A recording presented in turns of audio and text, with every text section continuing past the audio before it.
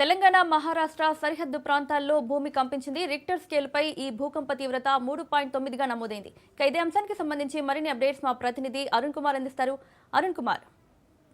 Right Mounika, Telangana Maharashtra సరిహద్దులో కూడా భూకంపం సంభవించడం అయితే కలకలం రేపుతుంది. మంచిర్యాల జిల్లాకు కూడా ఇదైతే 35 కిలోమీటర్ దూరం కూడా ఇక ఏదైతే భూకంపం సంభవించింది. ముఖ్యంగా కూడా మహారాష్ట్రకు సంబంధించి కూడా ఈ గడ్చిరోలి జిల్లా అహైరి ప్రాంతంలో రాత్రి 11 గంటల 40 నిమిషాలకు ఏదైతే ఈ భూకంపం అయితే భూమి కంపించినట్టు కూడా తెలుస్తా ఉన్నది. ముఖ్యంగా కూడా ఏదైతే మొత్తం కూడా రిక్టర్ స్కేల్ పై కూడా 3.9 గా కూడా ఏదైతే నమోదు కావడం 5.3గా కూడా తీవ్రత నమోదు కావడం కూడా జరిగింది. ముఖ్యంగా కూడా సరిహద్దుకు సంబంధించి కూడా ఇది అహరి ప్రాంతంలో కూడా రాత్రి ఈ ఘటన జరిగింది. ముఖ్యంగా కూడా స్థానికులు కూడా కొంత ఆందోళన చెందుతారు. ఇక ఈ ప్రాంతం ఇప్పటికే ఈ ప్రాంతంలో 5 సార్లు దీనితో 5 సార్లు కూడా నిన్న సంభవించినటువంటి ఏదైతే భూమి కంపించిన ఘటన కూడా 5వ సారి కూడా ఏదైతే భూమి కంపించినట్టు కూడా స్థానికులు అయితే తెలుపుతున్నటువంటి పరిస్థితి. ముఖ్యంగా కూడా ఏదైతే దీనికి సంబంధించి కూడా ఇటు అధికారులు మాత్రం ఏదైతే ఇదంతా కూడా గోదావరి పరివాహక ప్రాంతం కాబట్టి ఈ ప్రాంతంపై కూడా ఖచ్చితంగా కూడా భూమి కంపించేటువంటి పరిస్థితి ఉంటుందని కూడా చెప్తా ఉన్నారు. కానీ అక్కడ ఉన్నటువంటి ప్రజలు మాత్రం తీవ్ర ఇబ్బందులు ఎదుర్కొంటారు. గతంలోనే